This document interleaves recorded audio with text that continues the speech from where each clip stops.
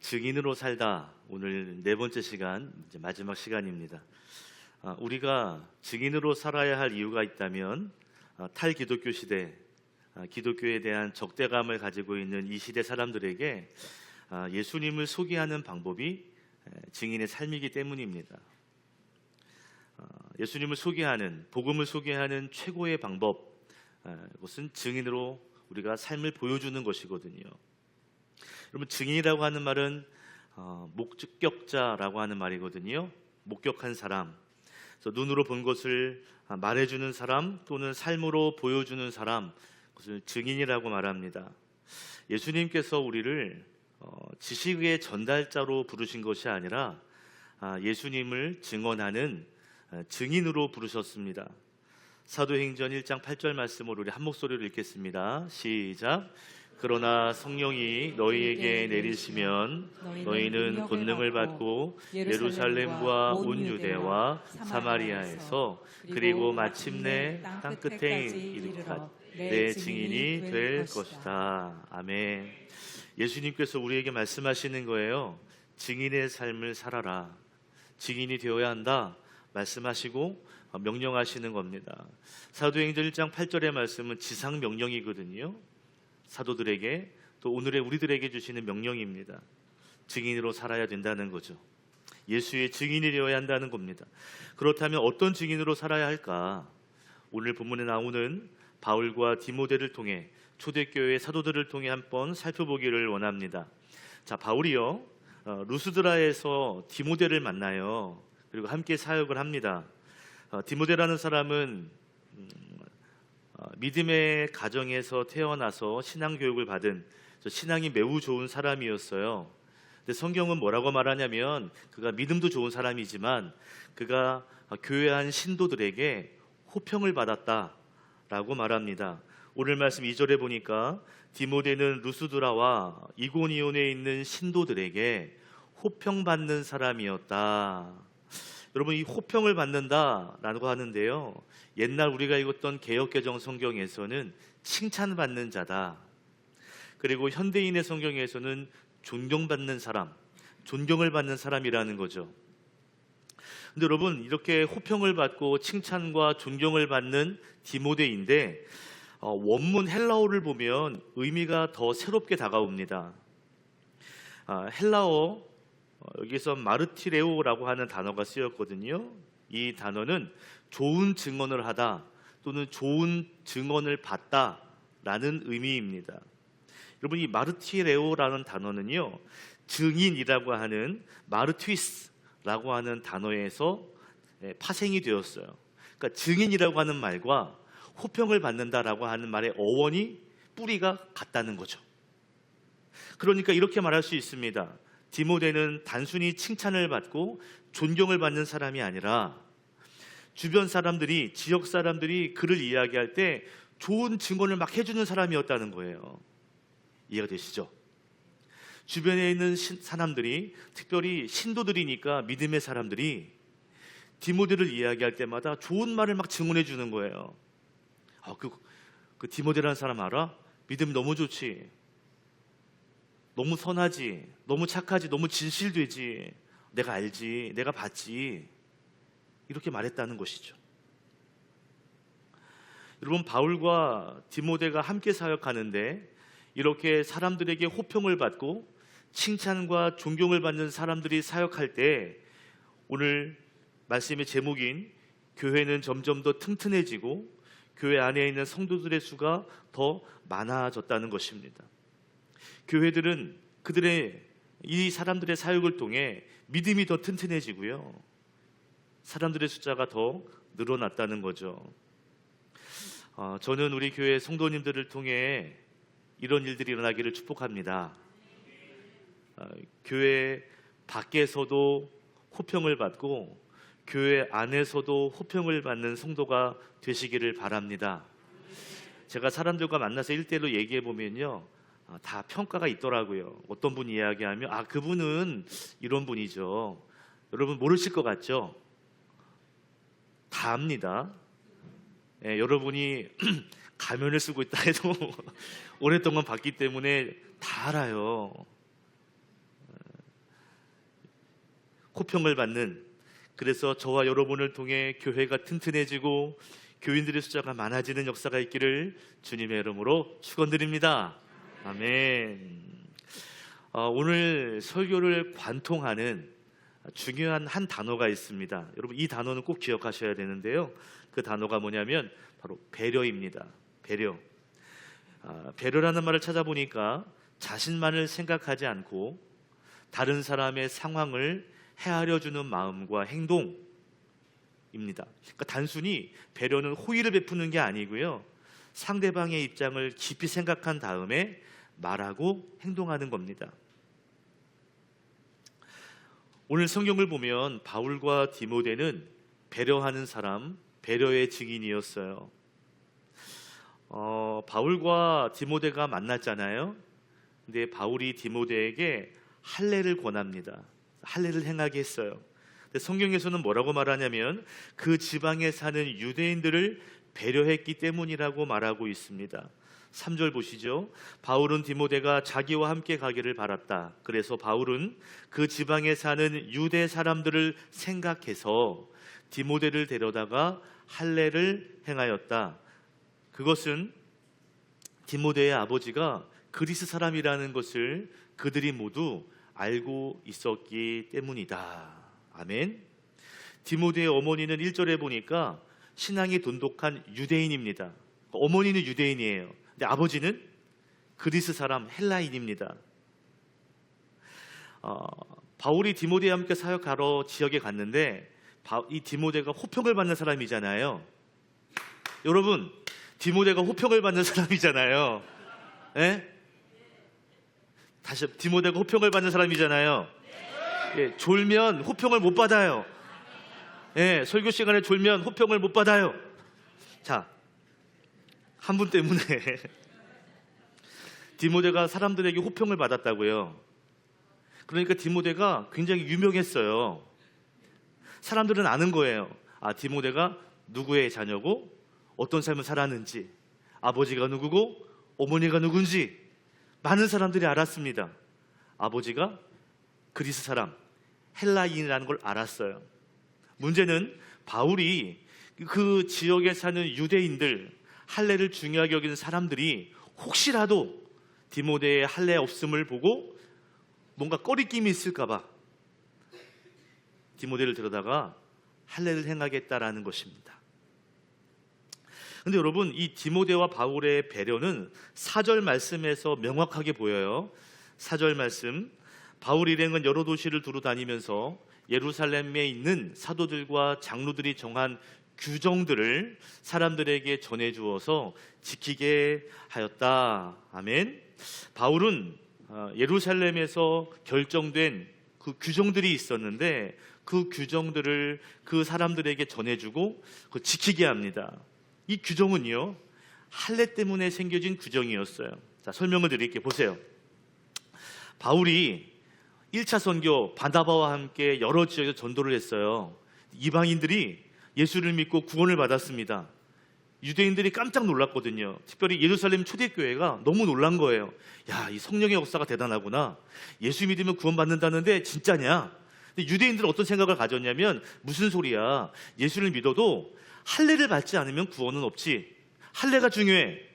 할례가 가장 중요한 거야 라고 주장했습니다. 근데 바울은요, 아니다, 예수를 믿으면 구원이 있다. 이 두 주장이 논쟁이 되었습니다. 많은 유대인들이 아니야, 바울의 말은 틀렸어. 바울은 아니야, 내가 사역해보니 이방 땅에도 복음이 들어가면 예수 믿으면 구원이 있더라. 결국 예루살렘에 있는 사도들이 장로들을 다 불러요. 그리고 사도들 다 불러요. 그리고 회의를 합니다. 유대인들과 바리새파 사람들이 할례를 강조하는데 바울은 예수님의 은혜를 강조합니다. 우리 함께 읽겠습니다. 사도행전 15장 11절 시작. 우리가 주 예수의 은혜로 구원을 얻고 그들도 꼭 마찬가지로 주 예수의 은혜로 구원을 얻는다고 우리는 믿습니다. 아멘. 우리도 주 예수로 구원을 얻는 거야. 유대인도 구원을 얻는 거야. 예수님으로, 그 은혜로. 그리고 마찬가지로 그들, 이방인들도 예수님의 은혜, 십자가의 은혜로 구원을 얻는다. 사도 바울은 우리는 이걸 믿는다 라고 강조했습니다. 그랬더니 옆에 있던 사도들이 맞아, 그 말이 맞아, 인정해요. 결국 이방인들이 할례를 받지 않았다 할지라도 예수를 믿으면 구원이 있다 라고 회의에서 결정이 났습니다. 그런데 여러분, 이제 한 공동체에서 유대인도 있고 이방인도 있잖아요. 근데 어떤 사람은 할례를 받았고 할례를 받지 않았는데, 그래, 그건 문제가 없다. 근데 문제는 뭐냐면 삶의 태도가 너무 다른 거죠. 문화가 다르니까. 그래서 이것만은 이방인들에게 지키게 하자. 할례는 중요하지 않아. 그러나 유대인들과 함께 신앙생활하기 위해서는 네 가지를 조심시키게 하자. 네 가지 규정을 정했어요. 사도행전 15장 20절입니다. 첫 번째는 우상에게 바친 그 음식을 먹지 못하게 하자. 두 번째는 음행을 저지르지 말자. 이방인들처럼 우상에게 절하고 그들과 이방 신 앞에서 음행하는 것 하지 못하게 하자. 그리고 목매어 죽은 것 먹지 못하게 하고 피를 마시지 못하게 하자. 이렇게 네 가지 규정을 정했습니다. 예루살렘 공회는요, 할례는 구원의 기준은 아니다 라고 결정이 되었습니다. 대신 이방인들은 이 네 가지 행동을 못하게 하는 규정을 만들어 놓고 이것들을 각 교회에 편지를 보냈어요. 이것은 지켜야 된다. 이 네 가지 규정들, 이것은 구원을 이루는 조건은 아니지만 유대인들과 함께 공동체 생활을 하는데 걸림돌이 되는 것이니 이것들을 실천해 주기를 바란다 해서 실천적 지침 네 가지를 규정으로 정했어요. 자, 보십시오. 바울과 디모데는 이 공회의회에서 정해진 법대로 장로들과 여러 사람들에게 이것들을 가르쳤어요. 이 네 가지 하면 안 된다. 그러면서 할례는 구원의 방편이 아니다. 이 규정대로라면 디모데는 할례를 행하지 않아도 됩니다. 맞죠? 그런데 할례를 그렇게 반대하던 바울이 오히려 디모데에게 할례를 행하겠다라는 것이죠. 그 이유는 디모데의 구원의 문제가 아니라 그 지역에 사는 유대인들 때문이었어요. 다시 말하면 그 지역에 있는 유대인들을 배려하기 위함이었습니다. 바울은 할례에 대한 자신의 생각이 분명했어요. 신념이 있어요. 할례는 중요하지 않다. 믿음이 중요한 거다. 그런데 전도와 선교에 그것이 걸림돌이 되지 않도록 그것들을 배려했던 것입니다. 바울은 이미 예루살렘에서 할례에 대한 논쟁에서 이미 승리했습니다. 그죠? 예수를 믿는 구원으로 구원받는 거야. 아, 그렇구나. 인정됐어요. 승리했어요. 그러나 전도와 선교를 위해 자기의 주장과 권리를 기꺼이 내려놓았습니다. 디모데도 마찬가지예요. 할례를 행한다고 해서 구원에 영향이 있는 게 아니거든요. 할례를 받을 필요가 없거든요. 그런데 그 지역의 복음을 위해서라면 할례 받을 수 있다. 할례를 행했다는 거예요. 오늘 나누고 싶은 첫 번째 메시지가 있습니다. 자신의 권리를 또는 자신의 주장을 내려놓는 배려의 증인이 되자는 것입니다. 바울과 디모데는 이미 예루살렘 공회에서 이방인에게 할례를 강요하지 않아도 된다, 이런 자유를 확보했습니다. 그러나 자신의 권리와 주장을 계속 이어가기보다는 사랑으로 양보했어요. 디모데는 생각해 보세요. 불필요한 할례를 받았습니다. 단순한 의식이 아니라 몸의 고통이 동반되는 그런 선택이었습니다. 공동체의 유익을 위해 불편과 고통을 감수했어요. 내려놓았습니다. 그 배려는 단순한 인간적인 친절이 아니라 복음을 위한 결단이고 나를 내려놓는 믿음의 행동입니다. 예수님께서도 이 배려를 많이 강조하셨거든요. 우리 마태복음 20장 말씀 우리 함께 읽겠습니다. 시작. 그러나 너희끼리는 그렇게 해서는 안 된다. 너희 가운데서 위대하게 되고자 하는 사람은 누구든지 너희를 섬기는 사람이 되어야 하고, 너희 가운데서 으뜸이 되고자 하는 사람은 너희의 종이 되어야 한다. 인자는 섬김을 받으러 온 것이 아니라 섬기러 왔으며 많은 사람을 위하여 자기 목숨을 몸값으로 치러주려고 왔다. 아멘. 예수님께서 병든 사람, 귀신 들린 사람, 가난한 사람, 여러 사람들을 고쳐줬거든요. 그죠? 그것을 다 지켜보았던 제자들이요, 숙소에 와서 싸웁니다. 야, 내가 높아. 아니야, 내가 높아. 야, 너 내 밑이야. 싸움이 났어요. 예수님 하신 말씀이에요. 너희들이 으뜸이 되고자 하냐? 위대하고자 하냐? 높아지기를 원하느냐? 그러면 섬기는 사람이 되어야 한다. 최고가 되고 싶으냐? 그러면 종이 되어야 한다. 그래서 나도 섬김을 받으러 이 땅에 온 것이 아니라 나 섬기러 왔다. 나를 위해 온 것이 아니라 많은 사람들을 살리기 위해 내 목숨을 몸값으로 치러주려고, 나 그들 배려하기 위해서 왔어 라고 말했다는 거예요. 지금 섬기는 사람이 되라는 것은 성공하기 위해, 잘 되기 위해서 섬겨주라는 것이 아닙니다. 배려가 있는 삶을 살아야 하나님이 그 사람을 높여주신다는 거죠.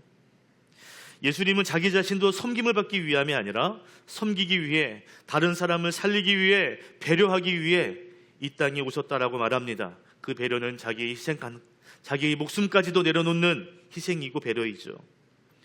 우리를 배려하기 위해 이 땅에 오셨습니다. 예수님이 우리 안에 계시다면, 예수님의 은혜가 우리 안에 녹아졌다면 우리의 삶의 배려는 당연히 나와야 되는 거예요. 사도 바울도 고린도 교회 성도들에게 남의 유익을 먼저 생각하라고 강조합니다. 함께 읽겠습니다. 시작. 아무도 자기의 유익을 추구하지 말고 남의 유익을 추구하십시오. 아멘. 이 고린도전서의 이 말씀은 우상에게 바쳐진 음식을 먹어도 되느냐, 먹으면 안 되느냐, 성도들끼리 싸웠거든요. 다툼이 있었어요. 야, 믿음이 있는 사람이 어떻게 우상에게 바친 음식을 먹냐? 먹으면 안 돼 라는 사람이 있었고요. 아니, 무슨 소리야, 내가 믿음이 있는데 그런 음식 먹는다고 뭐가 달라져? 먹어도 되는 거야. 먹으면 안 된다, 먹으면 된다. 아니야, 먹으면 안 돼, 먹으면 돼. 이것 때문에 다툼이 있었거든요. 그때 바울이 말하는 거예요. 모든 것이 가하다. 먹어도 된다. 그런데 그것보다 더 중요한 게 있다. 내 유익을 추구하는 것이 아니라 남의 유익을 먼저 추구해야 된다는 것이죠. 내 믿음이 있어서 먹을 수 있다. 그건 가하다. 근데 그것보다 조금 더 높은 수준이 있는데, 그것은 뭐냐면 남이 봤을 때, 특별히 믿음이 없는 사람들이 봤을 때 그 모습을 보고 시험에 든다면 그 사람의 유익을 위해 먹지 않는 게 좋겠다. 나는 먹을 수 있어. 내 믿음은 그 정도 되지만 저 사람의 믿음을 생각해서 배려해서 먹지 않는 게 좋겠다. 이 얘기입니다. 배려는 내가 먼저가 아니라 너가 먼저, 너를 먼저 생각하는 거예요. 내 믿음을 생각하기보다 그 옆에 있는 사람의 믿음을 생각하는 거예요. 이렇게 말하면 그 사람의 믿음이 흔들리지 않을까? 이런 행동을 하면 그 사람의 마음 아파하지 않을까? 시험 들지 않을까? 이런 말 하지 말아야지. 이런 태도는 하지 말아야지. 이게 배려예요. 여러분, 세상은 점점 더 이기적으로 변해가요. 자기밖에 몰라요. 그래서 자기가 손해보는 것에는 조금도 그것을 희생하려고 하지 않습니다. 그리고 굉장히 무례해요. 그죠? 주변에 가면요, 나이 있다고 없다고 그런 거 따지지 않아요. 무례함이 많아지고 있습니다. 여러분, 우리는 세상의 이기심과 세상의 무례함을 닮아갈 필요가 없어요. 어떤 분은 그래요. 세상이 100으로 이기적이면, 이기심이 100이라면 50이면 되지 않을까? 그렇지 않아요. 세상이 100 무례하면 나는 한 30 정도만 무례해도 되지. 그렇지 않아요. 세상을 닮아가지 마시고 예수님을 닮아가시고 먼저 배려하시는, 그래서 여러분이 배려의 증인이 되시기를 주님의 이름으로 축복합니다. 축복합니다. 옆에 계신 분과 인사합시다. 배려의 증인이 됩시다. 시작.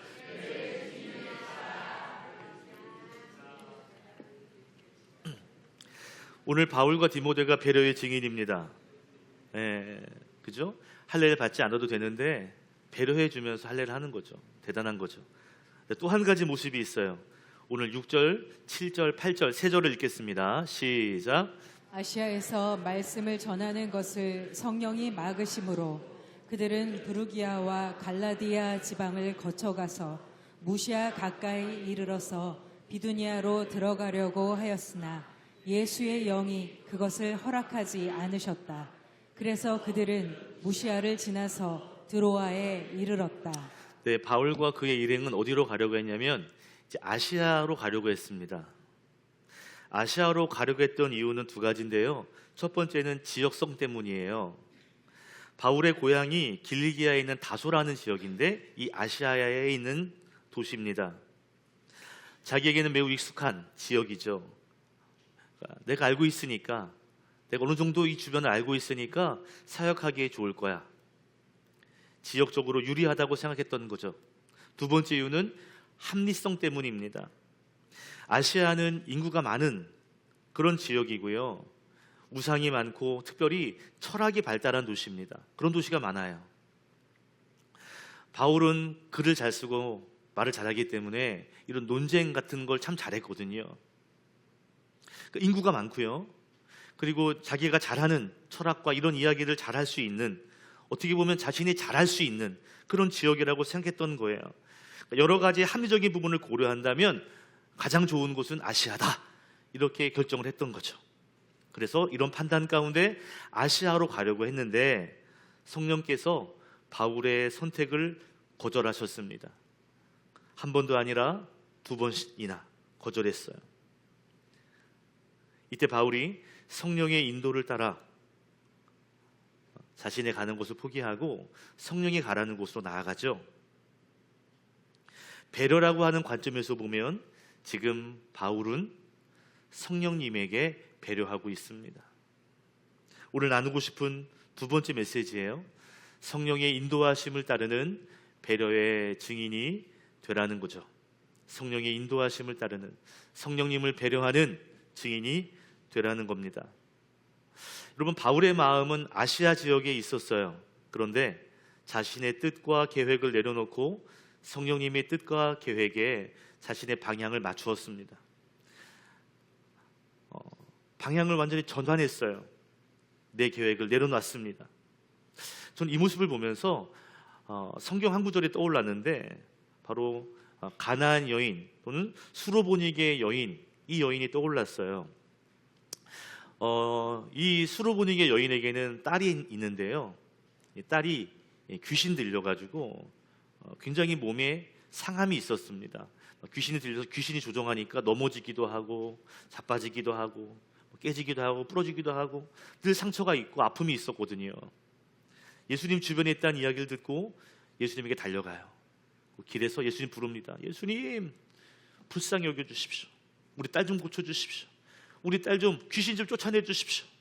간절하게 애원했습니다. 예수님이 딱 보시더니 아무 말씀하지 않고 그냥 가시는 거예요. 침묵하셨어요. 거절이죠. 이때 이 여인이 다시 예수님께 간절하게 애원합니다. 예수님, 저 좀 살려주세요. 도와주세요. 예수님은 두 번째 거절하시는데 거절하시는 표현이 좀 충격이에요. 마태복음 15장 26절 예수님 뭐라고 말씀하시냐면 자녀들의 빵을 집어서 개들에게 던져주는 것은 옳지 않다라고 말합니다. 여기에서 자녀는 이스라엘 백성들을 말하고 개들은 이방인들을 말하는 거죠. 나에게 빵이 있는데 자녀에게 줘야지 개들에게 주냐 먼저? 그렇지 않지 않냐? 여러분, 개로 비유하면서 거절했다는 것은 이 여인에게 굉장히 모욕이 될 수 있습니다. 그죠? 그 시대에도 개는 좋은 짐승이 아니거든요.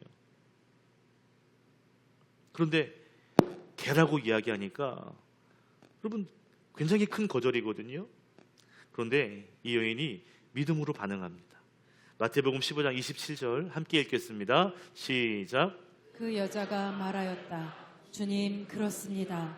그러나 개들도 주인의 상에서 떨어지는 부스러기는 얻어먹습니다. 아멘. 주님 맞습니다. 주님 맞습니다. 그런데 비록 그렇게 한찮은 개들이지만 다 먹고 나서 주인이 주는 부스러기 먹습니다. 저에게 부스러기라도 주세요. 그 정도면 됩니다. 주님, 그 정도면 돼요. 주님의 뜻을 거역하는 게 아니라 그래 맞아요. 그런데 부스러기라도 조금만 주시면 좋겠습니다. 인격 모독처럼 들리는 매우 냉철한 거절이었지만 여인은 겸손한 믿음으로 응답했고 결국 예수님은 칭찬하셨고 그에게 기도에 응답하셨어요.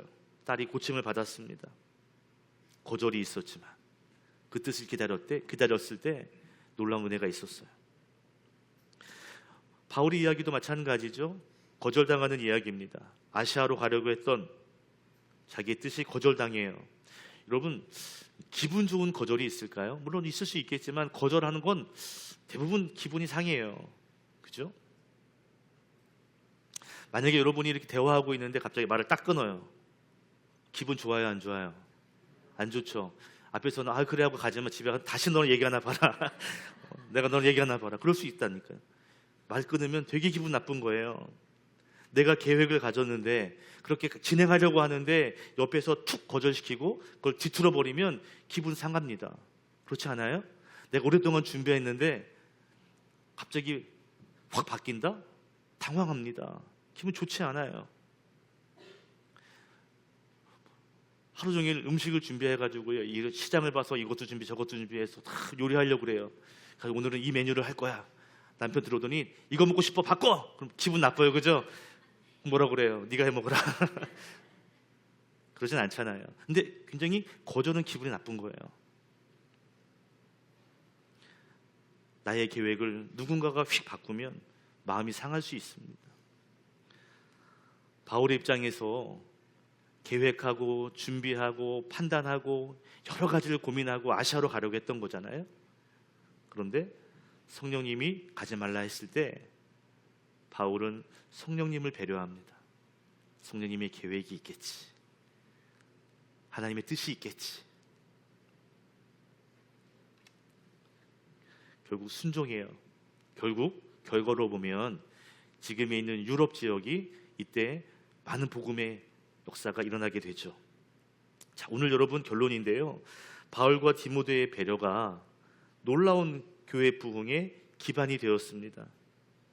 여러분, 복음은 성도들의 배려를 통해서 확장이 된다는 것을 기억하셔야 돼요. 근데 여러분, 이 배려의 관점으로 성경을 보면 하나님의 배려가 성경 맨 앞부분에 쓰여 있습니다. 우리를 향한 배려. 창세기 2장에 보면 아담이 있는데요. 아담이 홀로 지내는 것이 외로워 보인 거예요. 하나님이 그를 배려하셔서 돕는 배필 누구를 만들었어요? 하와를 만들어 주셨습니다. 하나님의 배려죠. 뿐만 아니라 아브라함의 이야기를 보면요. 아브라함이 배려를 합니다. 조카 롯과 사이에서 배려를 해줘요. 우리 한번 하나님 말씀 같이 읽어볼까요? 시작. 아브라함이 롯에게 말하였다. 너와 나 사이에 그리고 너의 목자들과 나의 목자들 사이에 어떠한 다툼도 있어서는 안 된다. 우리는 한 핏줄이 아니냐.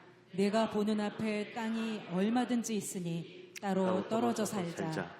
내가 왼쪽으로 가면 나는 오른쪽으로 가고 내가 오른쪽으로 가면 나는 왼쪽으로 가겠다. 서열로 보아도 뭐로 보아도 어떤 선택을 하려면 아브라함이 우선권이 있습니다. 그런데 아브라함은 조카 롯에게 네가 먼저 선택해. 네가 왼쪽으로 가면 내가 양보하고 오른쪽으로 갈게. 네가 오른쪽을 선택하면 나는 양보하고 왼쪽으로 갈게. 선택권을 양보했습니다. 아브라함은 롯을 배려한 거죠. 어떤 것이든 환경이 중요하지 않아. 너의 선택을 내가 배려해 줄게. 내가 양보해 주고 배려해 줄게. 여러분, 아브라함이 믿음의 조상으로 나아가는 데 있어서 반드시 있었던 것이 뭐냐면 배려하는 마음이 있었다는 것이죠. 믿음이 자라나는 과정 속에 배려가 기반이 되었다는 거예요. 저는 여러분, 우리가 배려하는 사람이 되었으면 좋겠습니다. 사람을 배려하고 하나님과 성령님을 배려하는 그 배려를 통해 교회가 든든해지고 교인들 숫자가 많아질 줄로 믿습니다. 여러분, 증인으로 사는 어떤 증인일까? 살아야 될까? 이번 한 주 배려의 증인으로 살아야 되겠다. 나보다는 너를, 나보다는 하나님을 먼저 배려하겠다. 결단하시고 그 삶이 여러분의 삶에 이루어지기를 축복합니다. 오늘 말씀처럼 이 두 사람 때문에, 초대교회 교인들 때문에 교회가 점점 튼튼해지고 교인이 부흥했던 이 이야기가 우리 교회에도, 여러분의 삶에도 그대로 이루어지기를 주님의 이름으로 축복합니다. 기도하겠습니다.